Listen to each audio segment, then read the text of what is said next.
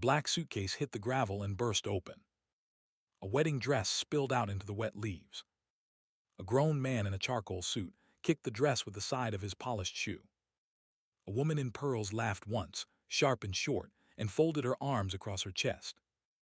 3 adult children stood on the porch of a 2-story ranch house, blocking the door their father had built with his own hands. The sky was the color of a tin pail. A funeral wreath still hung on the screen. The frail woman at the foot of the steps did not raise her voice. She did not raise her hand. She simply bent down, slowly, joints clicking, and began folding the dress back into the case. Her name was Loretta. She had been married to the dead man inside that house for 40 years. They were giving her 30 days to leave. Where was she supposed to go? Stay with me on this one. The pastor's car had only been gone an hour. The casseroles on the dining table were still warm under their foil. Loretta walked the half-mile back from the cemetery in shoes that pinched her swollen feet, and she did not say a word to anyone. She had buried Earl that morning. She had stood at the graveside and watched the men from the funeral home lower him into the red Wyoming clay, and she had thought, plainly, the way a woman thinks when grief has not yet sharpened into anything, that she would go home and put the kettle on. That was the whole plan. Put the kettle on. Sit at the kitchen table, where Earl used to drink his coffee black. Wait for the sun to set. She did not get to put the kettle on. When she climbed the porch steps, Bryce was already waiting in the doorway. Bryce was 51 years old, broad-shouldered, wearing a watch that cost more than Earl's first truck. Behind him stood Dana, his sister, in a black dress and pearls. And behind Dana stood Marlon, the youngest, the lawyer, the one who had not visited the ranch in 9 years. They had flown in 2 days before the funeral. They had stayed at a hotel in town. They had not eaten a single meal with Loretta. She had assumed they were grieving in their own way. She had been wrong. Bryce did not move out of the doorway. He looked down at his stepmother and said, quiet and even, that they needed to talk. Loretta nodded. She said, of course, son. She still called him son sometimes, even after 40 years of being looked through like a window. He flinched at the word. Then he turned and walked into the living room, and she followed, because she did not know what else to do. The will was already open on the coffee table. Marlon had brought it from his briefcase. He had highlighted the relevant sections in yellow. He told her, in the same tone a man uses to explain a tax form, that their father had updated his will 18 months ago. He told her that the house, the land, the cattle, the trucks, the bank accounts, and the contents of the safe were all left to the 3 of them in equal shares. He told her that she, Loretta, was named in only 1 paragraph. She was to receive the small outbuilding on the western edge of the property. The boarded-up shack. The one Earl had used to store broken tack and rusted traps. The one with no electricity and no plumbing, and a roof that sagged in the middle like a sway-backed horse. Loretta sat down on the edge of Earl's recliner. She did not understand. She kept saying that. She did not understand. Earl had told her, just 2 weeks before he died, sitting up in the hospital bed they had moved into the parlor, that she would be taken care of. He had held her hand with his thin paper hand and said, Lori girl, you don't need to worry about a thing. He had said it twice. He had made her promise to believe him. Marlon slid a single page across the coffee table. It was the inventory of the safe. There was no money in the safe. There were no bonds. There were no deeds. There was only a stack of old hunting licenses and a faded photograph of Earl's first wife, who had died of cancer 42 years ago. Marlon told her, almost gently, that perhaps their father had spent more than she realized. Perhaps the ranch had been carrying more debt than he had admitted. Perhaps, Marlon said, she had simply misunderstood the kind of man Earl had become. Dana stood up then. Dana had never liked her. Dana had been 17 when Earl remarried, and she had not come to the wedding, and she had not come to a single Christmas in 4 decades. Dana said, in a voice loud enough to carry into the kitchen, that Loretta had 30 days to remove her personal belongings from the house. She said the locks would be changed at the end of the month. She said the shack on the western edge was already in Loretta's name, free and clear, and that nobody could take it from her, so she had nothing to complain about. Then Dana walked over to the mantel, took down the framed wedding photo of Earl and Loretta, and dropped it into a cardboard box at her feet. The glass cracked. Nobody picked it up. Loretta did not argue. Loretta had grown up on a hardscrabble farm in eastern Montana, and she had learned, before she was 12 years old, that arguing with people who already had their minds made up was like arguing with the weather. She stood up from the recliner. Her knees popped. She walked into the bedroom she had shared with Earl for 40 years, and she packed one suitcase. She packed 2 house dresses, her Bible, her reading glasses, the small tin of peppermints Earl had bought her every Christmas, and the wedding dress she had not been able to fit into in 30 years but had never thrown away. She closed the suitcase. She carried it down the hall. Bryce was waiting at the front door. He did not offer to help her carry it. He opened the screen door, and she stepped through, and the screen door slapped shut behind her, and the suitcase slipped out of her hand on the porch steps and burst open on the gravel, and Dana laughed, and Bryce kicked the wedding dress with the toe of his shoe, and Loretta knelt down on the wet leaves and folded the dress back into the case, the way she had folded it 40 years ago, in her mother's kitchen, the morning before she walked down the aisle to a man who had promised her she would never sleep cold again. She did not cry. Not yet. Crying came later in the shack alone. She walked the half-mile through the back pasture in the failing light. The shack squatted at the edge of the tree line, where the property met the national forest. It had not been opened in 20 years. Plywood was nailed across the windows. The door was held shut by a rusted padlock that Earl had put on it the summer their old border collie died. Loretta set down her suitcase. She took off her funeral shoes and put on the muddy work boots she had left by the back porch the day before. Then she walked to the woodshed, found the bolt cutters Earl kept hanging from a nail, and walked back to the shack. The bolt cutters were heavy. Her wrists shook, but she cut the padlock on the second try. The lock fell into the dirt with a soft thud. She pushed the door open. The hinges screamed. Dust rolled out into the cold air like smoke. She stepped inside, and she sat down on the only chair, a 3-legged stool by the cold wood stove, and she put her face in her hands, and she let herself cry just once, just for a minute, before she made herself stop. Then she lifted her head, and she saw the envelope. The envelope was nailed to the inside of the door, head high, and printed in block letters in Earl's slow, careful hand. It said simply, "Lori girl, open Emmy first." She stood up. Her legs felt strange. She crossed the dirt floor and pulled the nail with her thumbnail and her teeth. The envelope was thick. The flap was sealed with red wax. She broke the wax. She unfolded a single sheet of yellow legal paper, and she began to read. Earl had written the letter 11 months ago. It was dated in the upper right corner in his careful, blocky numerals. He had written it sitting at the kitchen table while she was at the grocery store in town. He had hidden it in the shack the next morning before sunrise, while she was still asleep. The letter began, "Lori girl, if you are reading this, I am gone and they have already done what I told you they would do. Don't argue with them. Don't fight them at the house. Let them have it. The house is not where I kept the truth." The letter went on for 2 pages. It told her to walk to the wood stove. It told her to count 3 boards back from the stove pipe, on the side facing the door. It told her to lift the 3rd board with a hammer claw, gentle, because the nails were rusted and would bend. It told her that what she would find beneath that board was the beginning of a paper trail that he had spent 10 years putting together, ever since the day he overheard his 3 grown children, in this very pasture, talking about what they were going to do to her the day he died. It told her that he had loved her every day for 40 years.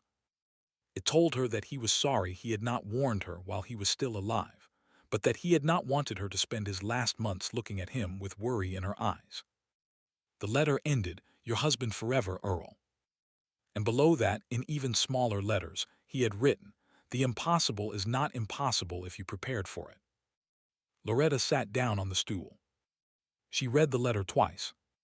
Then she stood up. She crossed to the wood stove.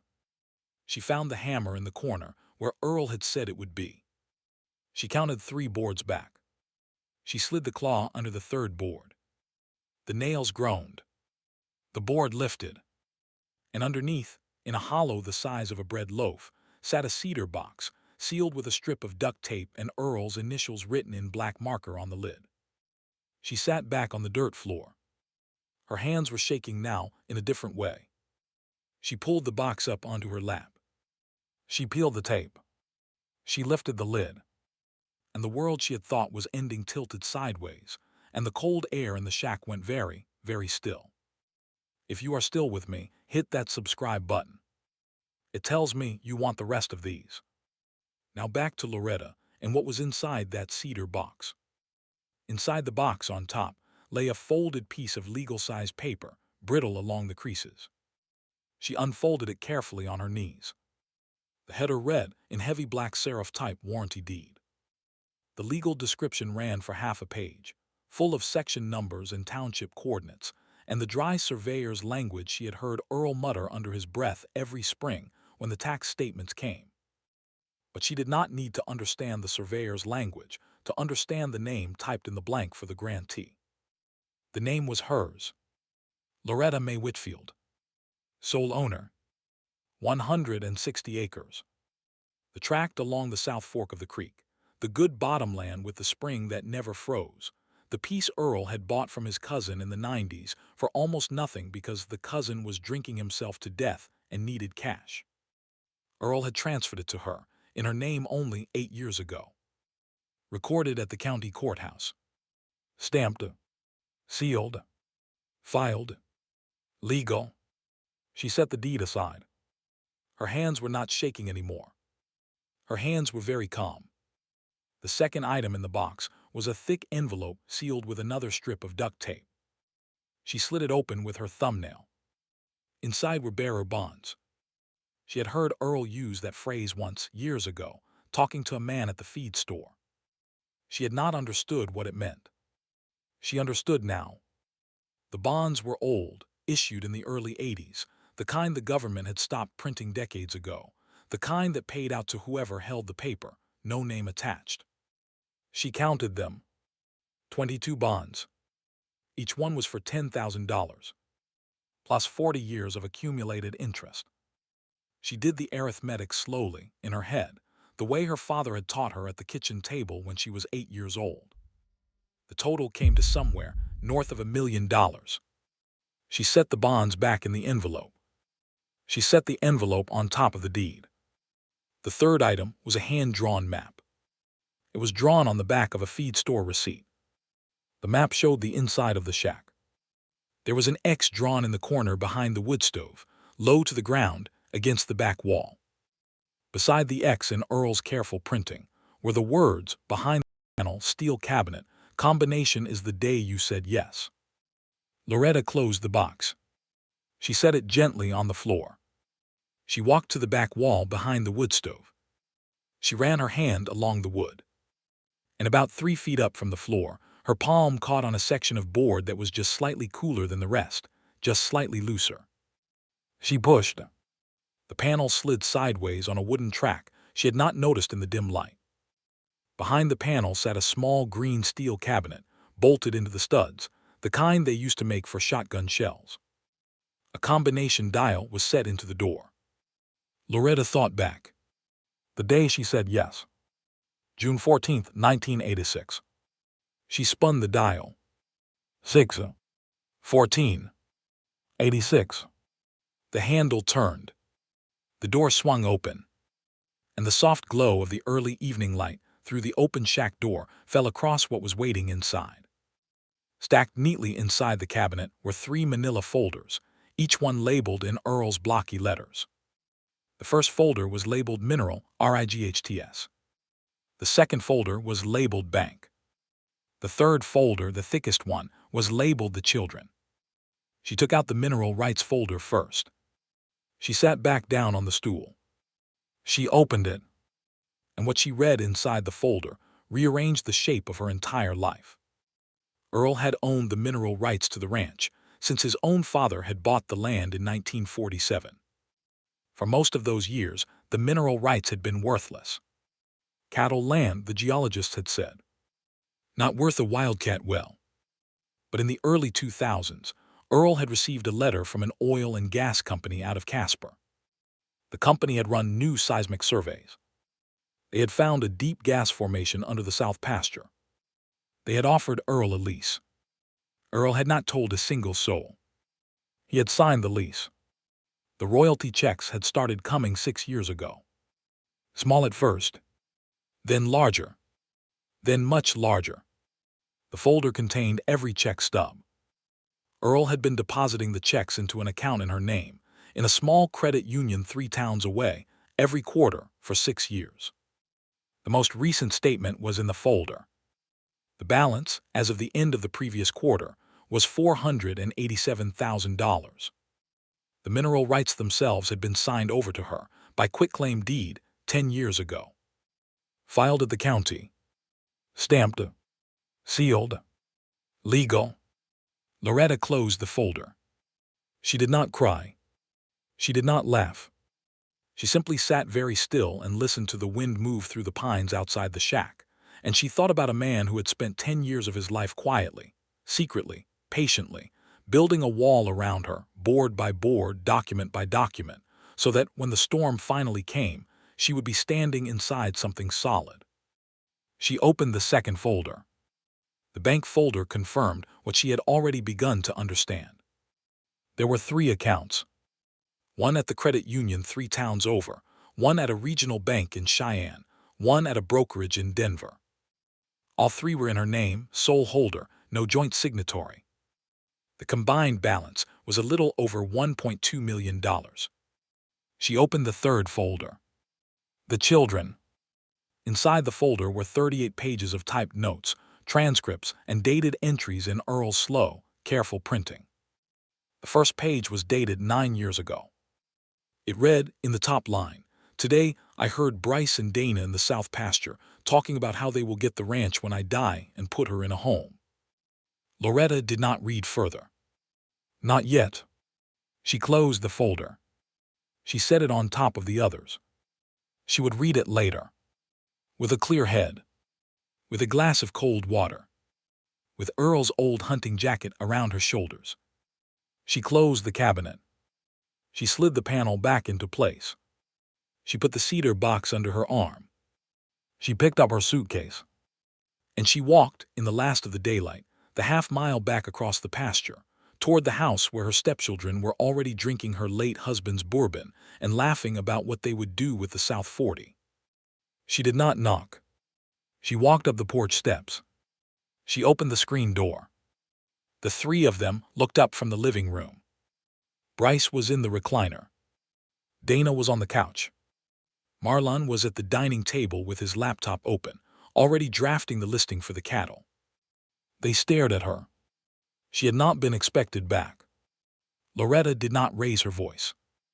Loretta did not need to. She set the cedar box on the coffee table next to the open will. She opened the lid. She took out the warranty deed first. She set it gently in front of Marlon. She said quietly, "Son, you may want to read this one." Then she took out the bearer bonds.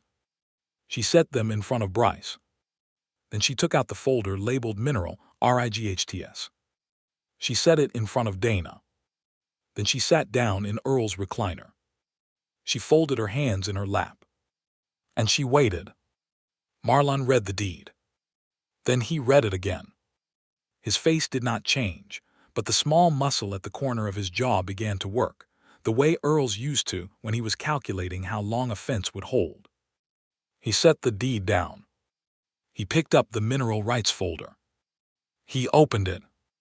He flipped through the first 3 pages. He closed it. He looked at his sister. He looked at his brother. He said very quietly, "We have a problem." Bryce did not understand at first. Bryce had never understood paperwork. Bryce had been the bully of the family for 51 years, the loudest voice in every room, and loudness had always been enough. He grabbed the folder from Marlon's hand. He flipped through it. He started to say something. Then he stopped. His mouth stayed open for a long moment. Dana stood up off the couch, walked over, and pulled the folder out of his hands. She read the top page. She read the second page. She set the folder down on the coffee table very carefully, the way a person sets down a glass they have just realized is cracked. Marlon spoke first. He said, "Loretta, where did you get these documents?" Loretta did not answer. Marlon said, "These will need to be authenticated." He said, "The recording dates may be challenged." He said, "There are procedures." Loretta still did not answer. She simply reached into her coat pocket, took out the letter Earl had written 11 months ago, and slid it across the coffee table. She said, "Your father left me a letter. He thought you might say something like that. He wrote down the names of 3 lawyers in Cheyenne who have copies of every one of these documents in their safes. He also wrote down the name of the assistant clerk at the county courthouse who filed the originals, by hand, in 8 different recordings over 10 years, every one of them on a Tuesday morning, every one of them paid in cash. You are welcome to call any of them. They are expecting you." The room got very quiet. Dana sat down hard on the couch. Bryce stared at the floor. Marlon, to his credit, was the first one to find his voice. He said, "This changes things." Loretta said, "Yes, it does." The county hearing was set for the second Tuesday of the following month. Marlon the lawyer did not fight it. Marlon the lawyer had read every document in the cedar box 3 times by then, and he had called the 3 Cheyenne attorneys, and he had driven down to the courthouse himself and pulled the originals from the filing room, and he had sat in his rental car in the courthouse parking lot for a long time, holding the steering wheel with both hands, before he had driven back to the ranch and told his brother and sister, in a voice his father would have recognized, that they had 2 choices. They could walk away with what their father had left them in the will, which was the house, the cattle, and the operating accounts, and they could let Loretta keep what their father had legally and irrevocably transferred to her 10 years earlier. Or they could go to court and lose, publicly, in front of every neighbor in the county, and pay legal fees that would eat half of what they had inherited. He recommended the first option. Bryce did not speak for 2 days. Dana cried once in the upstairs bathroom, with the door locked. They signed the settlement on a Thursday afternoon, at the kitchen table where Earl used to drink his coffee black, with a notary from town and a pot of fresh coffee Loretta had made for the 3 of them. Loretta did not move back into the main house. She did not want to. The house had too many ghosts now, and not all of them were Earl. She used part of the mineral rights money to build a small new cottage on the South Fork, on the 160 acres that had been hers all along, 2 rooms and a wide porch, and a wood stove she had picked out herself at the hardware store in town. She kept the boarded-up shack exactly the way Earl had left it. She had a new padlock put on the door. She kept the key on a chain around her neck. She set up a scholarship at the high school in town, in Earl's name, for the children of ranch hands. She paid off the mortgages of 2 neighbors who had carried Earl through hard winters. She sent a check, every Christmas, to the hospice nurse who had sat with Earl on his last night. And once a year, on June 14th, she walked the half-mile through the pasture in the late afternoon, alone, and she sat on the porch of the new cottage, and she watched the sun go down over the South Fork, and she thought about a man who had loved her quietly and patiently for 40 years, and who had built her a door no one could close. The 3 children came around slowly in their own ways. Marlon was the first. He sent a letter, 6 months after the settlement, apologizing in plain words and asking nothing in return. Dana followed, a year later, with a phone call on Loretta's birthday. Bryce took the longest. Bryce showed up on the porch of the new cottage one autumn afternoon, 3 years after the funeral, with his hat in his hand and his eyes on his boots, and he said, "Ma'am, I was wrong." Loretta poured him a cup of coffee. She did not say it was all right, because it had not been all right. But she let him sit on the porch with her, and she let him drink the coffee, and when he stood up to leave, she walked him to his truck, and she put her thin hand on his big forearm, and she said, "Son, your father loved you. He just loved me too." That was all she said. He nodded once. He drove away. He came back the next month with his wife and his youngest daughter, and Loretta met the daughter for the first time. And the daughter sat on the porch swing and asked questions about the horses. And the autumn light fell across the South Fork, the way it had fallen the first time Earl had ever brought Loretta out to see this piece of land, 40 years before, when they were both young and broke and certain only that they wanted to be next to each other for as long as the world would let them. She lived another 19 years on that 160 acres. She died in her own bed, in the cottage she had built with her own money, on a clear morning in May, with her hand resting on the wooden box that held Earl's letter and the cedar key. The neighbors found her with the morning light on her face and a small, private smile at the corner of her mouth. They said later at the funeral that she had looked like a woman who had been waiting for someone and had finally heard him at the door.